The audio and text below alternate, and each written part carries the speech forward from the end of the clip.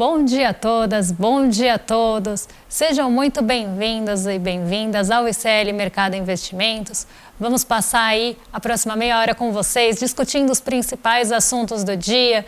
Temos notícias de China, temos notícias aqui do Brasil. Vamos falar das apostas esportivas, que está dando o que falar. Temos um monte de assuntos para tratar ainda com vocês nessa manhã. Mas antes de qualquer coisa, quero dar bom dia para o André. Bom dia, André, como é que você está? Bom dia, Débora. Bom dia a todos os nossos telespectadores. Hoje é um dia cheio aqui no Brasil, saiu os dados do setor de serviços. A gente também tem a questão das apostas esportivas, saíram previsões importantes do IPEA para o resultado fiscal brasileiro. Então hoje é um dia bem agitado aí para a gente comentar durante essa próxima meia hora, mas antes de tudo, a gente sempre começa falando aí do nosso mundão e começamos sempre pela Ásia, que o mercado fecha agora de manhã.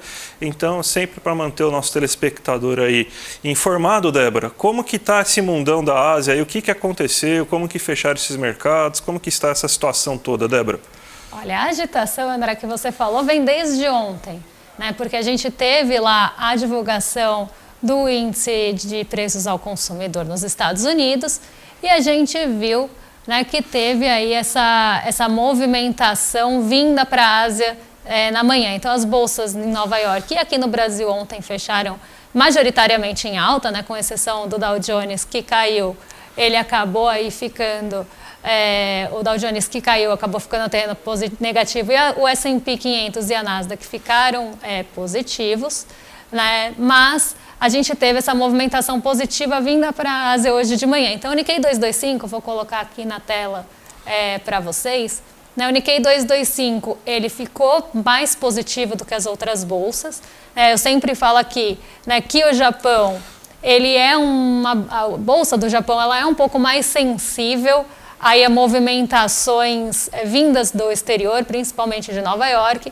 Então, como a gente teve lá o índice de preços ao consumidor em linha com o esperado, arrefecendo ali os juros das treasuries, os rendimentos esperados para as treasuries lá, que são os títulos de dívida dos Estados Unidos, a gente vê esse movimento chegando mais forte no Nikkei 225, que subiu 1,41 hoje pela manhã e liderou a alta na Ásia. Mas a gente tem também um ponto importante para trazer aqui para vocês, porque isso deve mexer e já está mexendo com o nosso mercado aqui no Brasil, que foi a decisão da China em cortar 0,25 ponto percentual os compulsórios. Então a gente tem mais uma tentativa aí da China mexendo ali nas suas taxas, dessa vez nos compulsórios bancários, e aí a gente vê que eles estão tentando estimular a economia para tentar impulsionar esse crescimento nesse ano. E as medidas já estão impactando o índice de commodities. Para quem está assistindo a gente, o índice de commodities é o terceiro gráfico. Para quem está só ouvindo, a gente vê o índice de commodities aí em alta hoje. Esse é o gráfico intradiário, desde o fechamento de ontem, a abertura. E como é que ele está se comportando? Então, ele está com um comportamento de alta refletindo esse movimento vindo da China, que não teve um reflexo tão grande hoje. O Xangai Composto não foi a bolsa que mais se valorizou, embora também tenha ficado no terreno positivo. Mas a gente vê esse movimento bem positivo já vindo para cá, André. Interessante. E só para a gente lembrar, gente, a notícia está no nosso site aí para vocês abrirem aqui, que tem uma notícia geral que mostra como que funciona a abertura de todos os mercados. Então, um pouco mais explicadinho aqui para vocês também para fazer a leitura, mostrando qual que é a expectativa que tem em relação à China, em relação aos mercados europeus, em relação aos Estados Unidos. E falando em Europa, Débora, ontem, parece que o pessoal aí deu uma exagerada, porque aumentou a taxa de juros aí o Banco Central Europeu, tentando resolver uma febre aí com um medicamento que não era o correto para fazer, Então eu nem lembrei agora o nome dos medicamentos e tal, mas é aquela coisa, Você está com dor de cabeça, você toma um remédio para curar a dor no pé, Então é basicamente isso que eles estão fazendo, mas eles aumentaram a taxa de juros, para tentar controlar a inflação, Débora? Exatamente. A decisão ela saiu agora aqui no Brasil 9h15 da manhã, lá na Europa já era 13h15, Então A gente teve a notícia bem fresquinha e a Christine Lagarde deve estar dando seu pronunciamento agora, enquanto a gente está falando aqui. Então não temos muitos detalhes, mas uma das coisas que ela falou foi justamente isso, né, que eles estão vendo uma inflação ainda alta lá na Europa e por isso eles decidiram aumentar os juros até acima do esperado. Então eu vou colocar aqui para vocês na tela como é que foi essa escalada dos juros lá na zona do euro, né, para a gente acompanhar junto. Então a gente vê que em junho do ano passado, né, os juros da zona do euro estavam zerados, né, não tinha ali juros. E aí a primeira alta foi de 0,5%, o mercado esperava 0,25%, e desde então, né, até agora em 14 de setembro, que foi a decisão, a gente tem a escalada dos juros europeus para 4,5%, contrariando a expectativa do mercado, que era de manutenção dos juros. Então, no mês passado, os juros básicos lá já estavam em 4,25 e a expectativa era que esses juros se mantivessem em 4,25. Mas o Banco Central Europeu decidiu subir 0,25 ponto percentual, levando a taxa para 4,5%. E a gente vê isso num momento muito delicado da Europa, né? Porque a gente está aqui mês após mês, né? E sempre trazendo para vocês PMIs, né? Trazendo índices de confiança, índices de produção, e a gente vê que a Europa está encolhendo, né? Ela está sofrendo bastante, né? Com esse estrangulamento da economia, vamos dizer assim, porque justamente eles estão usando o remédio errado para controlar a inflação lá, e essa taxa de juros alta está sufocando a economia europeia, né? Mas eles aumentaram a taxa, então, contrariando as projeções, pelo menos para o mês que vem. Agora a expectativa é de manutenção de juros como estão. Mas ainda, né, o Banco Central Europeu pode surpreender novamente, caso tenha algum dado que leve eles a mudar essa expectativa. Mas, por enquanto, que se mantém em 4,5%, mas vamos acompanhar, porque, como a gente falou ontem, né, as coisas estão meio malucas por lá. Não, impressionante, né? Porque você está com algum problema inflacionário lá, e esse problema inflacionário, para variar, é de combustíveis em alta. É, novamente, o sheik árabe que tem que pagar o salário do Neymar, que está reduzindo a produção de petróleo e o preço do petróleo está aumentando. E lá eles usam uma coisa muito similar do que a gente tinha aqui com o PPI, né? Aliás, porque a boa parte das empresas lá são privadas, então eles não têm nenhum tipo de regulação. Então acaba sendo um aumento do preço do petróleo. Isso daí não vai fazer, então, com que esse aumento da taxa de juros, com que o sheik árabe produza mais petróleo. Vai fazer só que a economia se estrangule, vai aumentar o desemprego, vai reduzir a produção industrial, vai reduzir o ímpeto pelo consumo de serviços. Então, mais uma vez, né, você tem um problema, né, você diagnostica um problema, aí você vai lá e usa o remédio errado. Ele dá certo? Dá, porque o paciente não vai ter febre, né? Mas o paciente morto também não tem febre. Então, é basicamente isso que é o controle inflacionário, né, que o Brasil e a Europa, né, aliás, o mundo inteiro acaba utilizando. Para mim, é sempre assim, sou um grande crítico desse tipo de controle inflacionário por marreta de juros, né, mas é o que parece que o mundo inteiro só sabe fazer isso. Agora, Débora, vamos para o Brasilzão, porque pelo que eu vi, o brasileiro aí gostou de viajar em julho, a notícia no nosso site, inclusive, do setor de serviços, né? Então você teve um aumento de 0,5 pontos percentuais aí, principalmente ligado a setores como viagens aéreas, barzinhos, hotéis. Então o brasileiro aproveitou julho, é mais ou menos isso, né? Aproveitou julho e vamos ver, né, como é que vai vir a pesquisa mensal do comércio, que normalmente sai depois da de serviços. E a gente vai ver, será que o brasileiro só aproveitou barzinho e aproveitou viagem, ou será que ele consumiu também? O que a gente está vendo é que ele está preferindo consumir serviços do que comprar bens, né? Mas vamos ver, amanhã deve sair aí a pesquisa do comércio e a gente vai trazer para vocês. Mas vamos ver os números aí, quem cresceu nos serviços, quem impulsionou essa alta de 0,5% em julho, André? Vamos aí, tem o gráfico que a gente montou, né? No geral, os serviços cresceu 0,5%, né? Mas olha o que puxou de fato. Alojamento e alimentação. O que é alojamento e alimentação? É hotel, bar e restaurante. Então, o brasileiro, ele foi viajar, ele se hospedou no hotel, foi mais no barzinho também. também, julho, muita gente entra de férias, então happy hours começa a comer solto, então o pessoal vai mais se divertir, vai para um restaurante. E você teve um aumento também tanto do transporte terrestre, ou seja, o brasileiro pegou ônibus para viajar e inclusive pegou avião, né? Porque o transporte aéreo subiu 1% aí nesse momento. Então, os serviços de turismo acabaram elevando mais o ritmo de atividade desse setor, né? Mas você pega os setores que são mais ligados, por exemplo, ao serviço que a gente faz no dia a dia, aos serviços urbanos mesmo aí que a gente tem, eles tiveram queda. Por exemplo, outros serviços prestados às famílias, que é justamente o quê? Cabeleireiro, manicure, um chaveiro, esses serviços eles tiveram uma queda. Então, os brasileiros eles preferiram viajar, se divertir com o turismo, do que fazer aqueles serviços que eles costumam utilizar aí no dia a dia, na semana a semana. E esses serviços profissionais, que é o contrato de um contador, você contratar um encanador, um pedreiro, também teve uma queda, né? Então, o que aconteceu é justamente o brasileiro, ele se divertiu mais com o turismo e não consumiu o que ele consome normalmente aí. Então, ele juntou esse dinheirinho aí, tirou férias, pelo visto, aí, uma boa parte dos brasileiros, e não consumiu aí esses serviços urbanos aí que geralmente ele consome, Débora. Muito bom, né? Pelo menos a gente teve aí um aumento, né, em alguns setores, e isso a gente vem falando aí como é importante para a nossa economia urbana e também para o nosso PIB, né? Porque a gente tem uma dependência bem grande dos serviços aí para a nossa atividade econômica crescer. E a gente tem também o Stiglitz, né, que está aqui no Brasil, falou sobre taxação dos super ricos, né? O Stiglitz, além do brasileiro, o Stiglitz também fez turismo aqui, né? Ele foi visitar aqui, ontem teve fotos dele, né, o Stiglitz.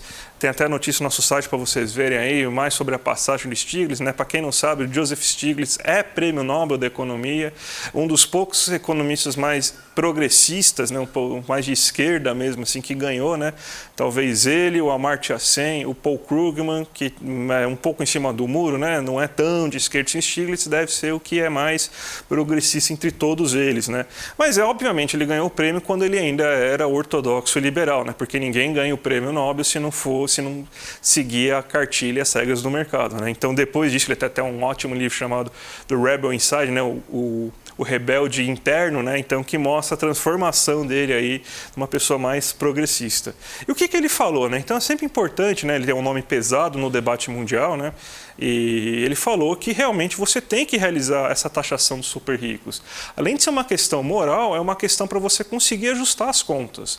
E isso também ajuda você a realizar uma distribuição melhor de renda, Débora. Então, se não é somente o André Campedelli, o ICL Economia, o ICL Mercado e Investimentos, que está falando aí que a gente tem que taxar os super ricos. E lembrando, dono de Renegade, não estamos falando com vocês, estamos falando com 2.500 famílias, nem famílias, né? 1.300 famílias e 2.500 pessoas no Brasil, não é com você, dono da Renegade. Temos que taxar os super ricos, Débora. Mas é uma medida aí, né, que vem sendo, a gente sempre levantou essa bandeira, né, e é muito bom ter aí o Stiglitz falando sobre isso também, pelo peso que, como o André falou, que ele tem nessa discussão, né, e ter aí esse peso mesmo dele, vamos dizer, confirmando, né, o que a gente também fala aqui, né? Então é muito bom ver esse tipo de posicionamento, né? Eu não duvido muito que essa notícia tenha sido manchete em outros lugares, mas, né, não desse jeito, talvez falando da passagem mais dele aqui no Brasil, mas aqui está para vocês, né, a notícia completa, vocês acompanham lá, conseguem ver lá no ICL Economia. Se ele falasse de austeridade fiscal, aí provavelmente ele estaria aí num grande portal hoje já, né, dando entrevista aí a alguns outros economistas de mercado, mas não é, a gente sabe, né, que quando ele fala de taxação de super rico, aí, né, o patrocinador não deixa ele falar, né. E falando em taxar rico, receita, né, Débora, a gente tem então também que o IPEA fez um levantamento, não é o resultado final, tá, gente? Então é só um levantamento do que provavelmente vai acontecer com as contas públicas em agosto, né? Notícia no nosso site aí sobre esse levantamento do IPEA e está mostrando que a gente está com um déficit, né? A gente teve um déficit de 25,7 bilhões em agosto, né? Então, na verdade, é uma prévia, não é o déficit ainda formalizado o Banco Central que acaba divulgando nos últimos dias do mês, né? Mas aí vem aquela questão, né? A gente está com um déficit mais ou menos que é o esperado, né? Porque a gente deve ter uma queda de um déficit de 0,5% do PIB, né? Isso que está sendo pelo menos esperado, é a meta que tem que ser batida, né? Mas a gente sabe que está muito complicado você conseguir bater esse déficit e aí a gente vai ter que fazer algumas medidas extraordinárias, né?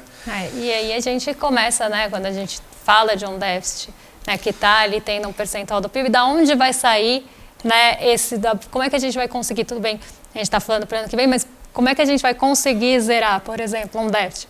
Vai ser com mais arrecadação ou vai ser cortando gasto, né? A gente sabe que o mercado sempre vai olhar para o corte de gasto. Então tem que cortar gasto e a gente também, como a gente sempre fala, foi algo que a gente colocou, né? Que foi colocado aí pelo Ministério, enfim, né? Foi colocado como meta e agora tem que ser cumprida. Né? E assim, a gente vê também essa pressão que sempre seja pelo lado do corte de gastos.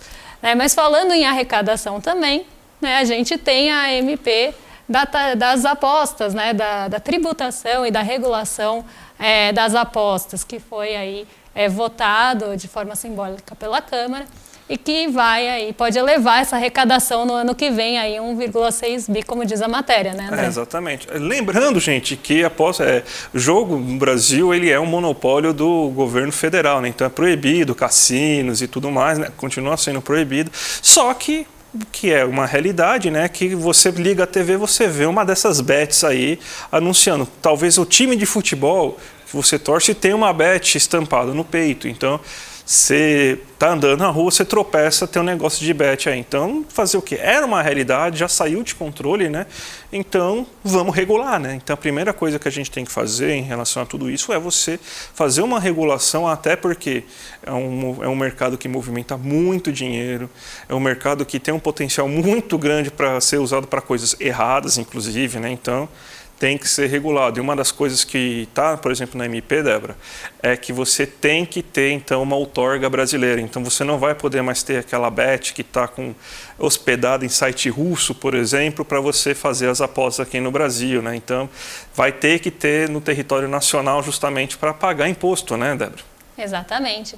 E também para dar um respaldo, porque quando a gente pensa que vamos pensar, uma bet está lá fora do Brasil, esse consumidor também fica, né, consumidor, né, a pessoa que o consome esse tipo de serviço, vai ficar sem respaldo aqui pela lei brasileira. Então fica muito difícil se acontecer alguma coisa com ele, a quem ele vai recorrer, né? Sem contar nesse ponto de que pode ser usado, inclusive, para lavagem de dinheiro e outras formas ilícitas aí, né, de você movimentar dinheiro. Então aqui a gente vê que é importante, né? Isso já é feito em outros países, inclusive, André, eu estava vendo que tem países que não deixam as pessoas nem apostar com cartão de crédito, porque isso seria uma forma da pessoa se financiar para apostar. Então, essa regulamentação já é muito feita fora do Brasil, não é nenhuma novidade, ninguém está inventando a roda aqui, né? E vamos ver para onde vai esse dinheiro também, né? Com a carga tributária, para onde vai esse dinheiro aí da arrecadação que a gente está vendo aqui, porque tiveram mudanças do texto inicial para o texto de agora. Então, vamos colocar aqui na tela para o pessoal de casa conseguir acompanhar aqui com a gente, né? Então, como era, né, antes? 10% da arrecadação, né, ficaria com a Seguridade Social inicialmente. Esse foi o primeiro texto que foi pensado aí para essa MP, com 18% de carga tributária. A carga tributária foi mantida, então continua em 18%, mas como ficou essa arrecadação aí, né, que iria 10% para a Seguridade Social? A Seguridade Social ficou com 2%. Né? Então, a gente viu aí desidratando o que iria para a Seguridade Social. A educação ficou com 1,82%, o esporte com 6,63% e o turismo com 5%. E o esporte que mudou de mãos recentemente. Né? Então, aqui a gente vê o Centrão já pegando a sua fatia aí do que vai ser arrecadado com as apostas, que a gente sabe que eles também têm bem interesse nessa matéria, né? Eu vi até hoje, vindo para cá, o relator em alguma rádio aqui de São Paulo, né, explicando, né, não, é porque as apostas são esportivas, né, então nada mais justo do que o esporte ficar com essa parte da arrecadação, né. Deu essa, fingiu que colava para ver se vai, né, mas a gente sabe aí que brigou-se muito, né, pelos esportes, né, a gente sabe, né, é o Fufuca, né? Sim. Fufuca, belo nome, Fufuca. Então o Fufuca agora é o nosso ministro, né? Então a gente sabe que essa parte do orçamento é muito importante para a eleição, porque você consegue despejar dinheiro aí para conseguir melhorar principalmente os palanques eleitorais dessas pessoas. Então 6,63% destinado para a pasta de esporte. A gente espero que vamos pelo menos assim, ter a inocência agora, né, de acreditar que esse dinheiro seja usado para esporte de base, que seja usado para formação de atletas na base, né? Não precisa, a gente já tem uma boa carga tributária, uma boa destinação de recursos para atletas, né, de ponta, né? A gente sabe isso, né? Então o problema do Brasil é formar atleta, não é manter o atleta de ponta. Vamos torcer para que esse dinheiro vá para lá, né? Mesmo assim a gente fazendo aquela torcida sabendo que não vamos dizer nada, né? É melhor fazer isso. Sou cética, só digo isso. E vamos falar agora também de CEO, né? Um assunto que a gente sempre fala aqui. A gente tem um vídeo para vocês, né, que viralizou aí nessa semana, né, André? Então, né, um vídeo aqui assim, para vocês entenderem mais ou menos assim como que funciona o capitalismo, assim, né, a mão invisível e tudo mais, assim. Lembram que vocês falam assim toda hora, né, que não, porque as empresas elas estão preocupadas assim na hora de contratar, né, porque se a empresa não tratar bem um funcionário, o funcionário pode ir lá, né? Sem a negociação entre patrão e empregado é sempre justa, né? Então, mas vamos ver o que o nosso querido CEO do Gartner Group, né? É uma empresa australiana, o que ele acha aí do que devia acontecer? O que ele está achando aí dos trabalhadores depois da pandemia? Vamos lá, dá o play aí, gente. I think the problem that we've had is that we have people decided they didn't really want to work so much anymore through COVID, and that has had a massive issue on productivity. Tradies have definitely pulled back on productivity. They have been paid a lot to do not too much in the last few years, and we need to see that change. We need to see unemployment rise. Unemployment has to jump 40-50% in my view. We need to see pain in the economy. We need to remind people that they work for the employer, not the other way around. I mean, there's been a systematic change where employees feel the employer is extremely lucky to have them, as opposed to the other way around. So it's a dynamic that has to change. We've got to kill that attitude, and that has to come through hurting the economy, which is what the whole global, the world is trying to do. The governments around the world are trying to increase unemployment to get that to some sort of normality. And we're seeing it. I think every employer now is seeing it. I mean, there is definitely massive layoffs going off. People might not be talking about it, but people are definitely laying people off, and we're starting to see less arrogance in the employment market, and that has to continue because that will cascade across the cost balance. Então, né, Débora? Eu podia falar assim, usar o velho barbudo aí para falar um pouco aí sobre luta de classes, né? Mas eu vou usar outro autor também aí. Procurem um texto de 1954, ou seja, faz 80 anos já desse texto quase, né? 1954. Um texto chamado Aspectos Políticos do Pleno Emprego, de um economista polonês chamado Michael Kalecki. Então, procurem esse texto, porque o que ele fala nesse texto? Que os capitalistas eles uma hora eles agem como classe na hora de realizar o investimento, mas tem uma hora que eles se percebem que eles vão precisar doutrinar, eles vão precisar amansar a classe trabalhadora. Quando você vê que a classe trabalhadora consegue ter algumas melhoras, consegue, por exemplo, viajar, né, quando o aeroporto vira rodoviária, quando consegue ter mais acesso a bens, consegue ter melhores serviços, melhor qualidade dentro dos seus empregos, o que elas fazem? Eu vou criar a crise artificialmente, porque eu preciso fazer com que a classe trabalhadora volte ao lugar que é dela. Então esse é o pensamento capitalista, essa é a lógica capitalista. A lógica capitalista é a classe trabalhadora, ela tem que servir a gente, ela tem que ser dominada, ela não pode ficar com as manguinhas de fora.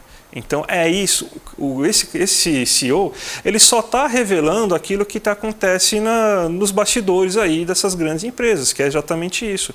Eu vou tomar prejuízo, mas a classe trabalhadora ela não pode chegar nem próxima, ela não pode subir degraus, ela tem que ser domesticada. É isso que esse autor está falando. Ainda que prejudique, né, o empresário, ainda que prejudique aí os donos de capital, eles preferem isso a deixar ali a classe trabalhadora ascender, algo que a gente viu acontecer aqui no Brasil não tão distante da gente. né? Então, a gente, né, vê essa fala desse CEO falando as pessoas tiveram muitos privilégios durante Covid, gente. Ele está falando do período de Covid, que a gente estava, assim, pessoas morrendo, pessoas ali perdendo muito seu emprego ou tendo que sair do emprego. E ele fala de privilégios e benefícios na época da pandemia, o que já é um horror. E depois ele fala uma coisa que a gente traz aqui quase sempre, né? E que esse é muito o pensamento também do mercado, né? Porque o mercado reproduz esse tipo de pensamento, que não se vê, né? O mercado não se vê, e quando a gente fala mercado, a gente pensa naquela entidade de mercado que são realmente as instituições financeiras, quem movimenta realmente o mercado. Mas a gente tem as pessoas que reproduzem esse tipo de pensamento no mercado, que não deixam de ser trabalhadores, mas não se veem como classe trabalhadora. Eles reproduzem esse tipo de pensamento sem nenhum pensamento crítico, porque não se vê como trabalhador, se vê mais perto do CEO do que da pessoa que pode prestar um serviço para ele. Eu acho que essa revelação, essa revelação de classe social que falta. Porque a gente vê analistas de banco, a gente vê analistas de instituição, a gente vê um monte de pessoas reproduzindo esse discurso como se isso fosse benéfico para elas, quando na verdade não é, né? Então, eu acho que falta muito essa revelação de classe, de consciência de classe, e também aí a gente vê, né, essa coisa de temos que aumentar o desemprego, algo que o mercado normalmente também fomenta, né? Ontem, por exemplo, a gente teve Ford e GM subindo no mercado lá em Nova York. E por que a Ford e a GM subiram, André? Porque cortaram empregos. Na verdade, conseguiram negociações salariais menores para os seus empregados. Essa aí eu fugi, porque geralmente a resposta é sempre a mesma, né? Porque cortaram empregos. Não, conseguiram negociações salariais menores, então as pessoas ganharam menos reajustes, e aí o mercado ficou contente com isso, porque os trabalhadores vão ganhar menos. Eu sempre lembro da frase do nosso professor da época da PUC, o Rubens Savaia, né? Existem os cardeais, existem os bispos, né, que estão lá, né? São os economistas da Faria Lima para vender a palavra do mercado aí, que só existe uma alternativa, né? Aliás, até uma pessoa muito famosa, que eu não gosto de falar o nome, justamente para não invocar, né, pessoas mortas desse calibre, né, que falava não existe alternativa, né? E também tem aqueles que são os coroinhas que aceitam de bom grado lá o que o bispo está falando, sem nem questionar, né? Débora, estamos aqui quase terminando o programa, mas a gente tem que falar justamente do que está acontecendo nesse Brasilzão hoje, né? Como que está o mercado brasileiro, a bolsa, o dólar e tudo mais. Vamos dar um giro então aqui, como é que estão os mercados nessa manhã, vou colocar aqui na tela para vocês como é que está essa abertura. Vamos ver aqui, Bovespa está positivo hoje, apesar aí que a gente teve esse PPI, né? Hoje foi divulgado o PPI lá nos Estados Unidos. PPI é Índice de Preços ao Produtor. Ontem saíram os preços ao consumidor, hoje saiu o índice ao produtor. E ele surpreendeu, né? Ele ficou acima do esperado, tanto no mês quanto no ano. Mas o mercado, ele reagiu até que de uma forma mais branda a isso, mesmo tendo ficado acima da projeção, porque o mercado acredita que essa alta no índice de preços ao produtor não teria peso para mudar ali a decisão do Banco Central dos Estados Unidos em manter os juros na próxima reunião, que acontece agora em setembro.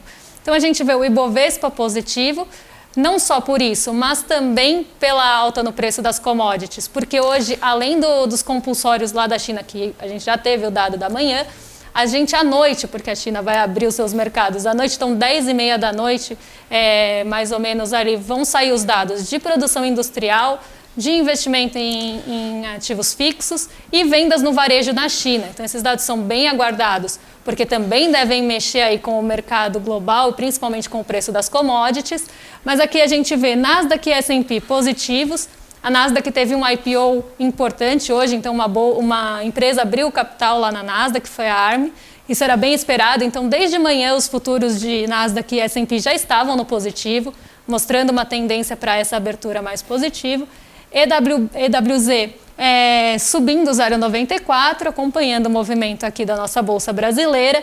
Xangai Composto, que a gente falou aí de manhã em alta, mas não tão relevante quanto o Nikkei 225. O dólar continua caindo desde ontem, né? Então a gente até esperava um movimento um pouquinho ali mais, vamos dizer, mais moderado para o dólar hoje por conta do PPI, mas não foi o que aconteceu, porque a gente está tendo a sustentação ali por enquanto, do preço das commodities, então o dia deve ser mais positivo para as moedas emergentes exportadoras de commodities, então a gente vê o dólar aqui em queda, furando o piso, pelo menos agora pela manhã, dos 4,90. O DXY está em alta, né? Então o dólar está se fortalecendo ainda frente a seus pares, e aqui a gente vê uma movimentação bem importante acontecendo, mesmo com a alta dos juros na Europa, frente a euro e iene. Tá? Então o dólar está mais fortalecido frente a esses pares, e o petróleo Brent recuperando aí o dia de ontem, que não foi um dia mais brando, foi um dia mais morno aí para o petróleo Brent. Hoje ele subindo com força, não só pelo corte do compulsório na China, mas também aguardando já os dados que saem à noite, André. Perfeito, Débora. Então vamos encerrando por aí, Débora, mas antes de tudo aqui queria desejar primeiramente forças ao ministro Fernando Haddad, né, que tem uma tentativa de assalto na sua casa aí aqui na Zona Sul de São Paulo, né?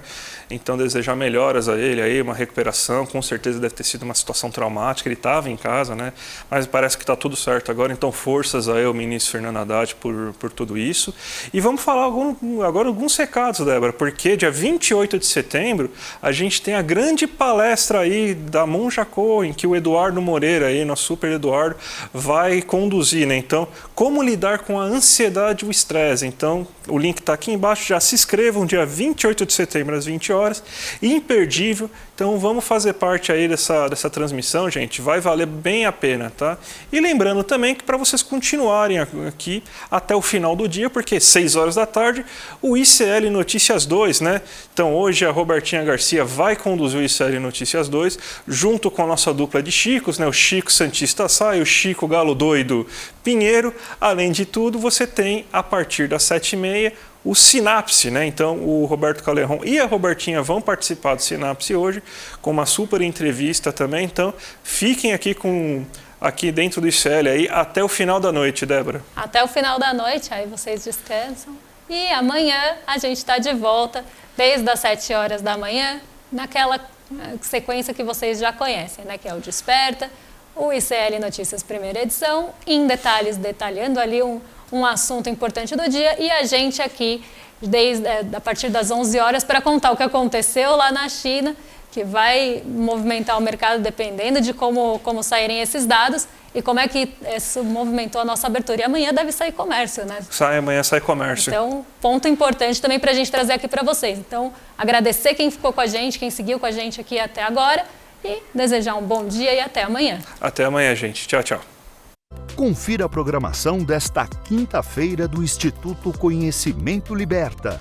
13h, como montar bancos comunitários com o professor Hamilton Rocha. E adolescentes e crianças online, como formá-los para o amanhã, com Nara Helena.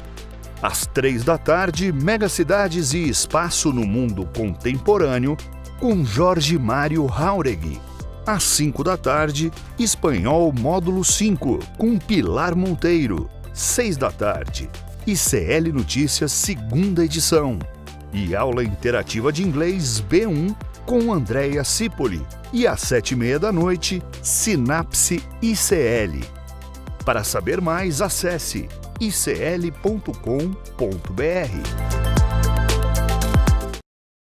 Ela é uma das lideranças espirituais mais populares do Brasil, respeitada por todas as religiões. Monja Cohen vai dar uma palestra no ICL no dia 28 de setembro para debater um assunto que diz respeito a todo mundo: como vencer o estresse e a ansiedade. Para você se inscrever nessa palestra gratuita da Monja Cohen, é só clicar no link aqui em cima ou aqui embaixo e gratuitamente e rapidamente você vai estar inscrito na aula. Se inscreve agora, não perde essa chance não, e vamos todos aprender sobre um assunto tão importante para os dias de hoje.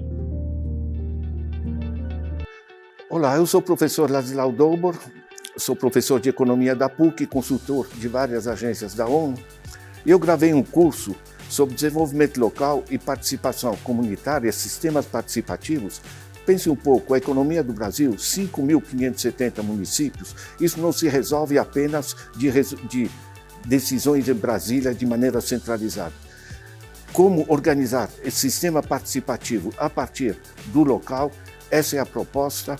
Os aguardo no curso aqui no ICL, se inscrevam, vale a pena.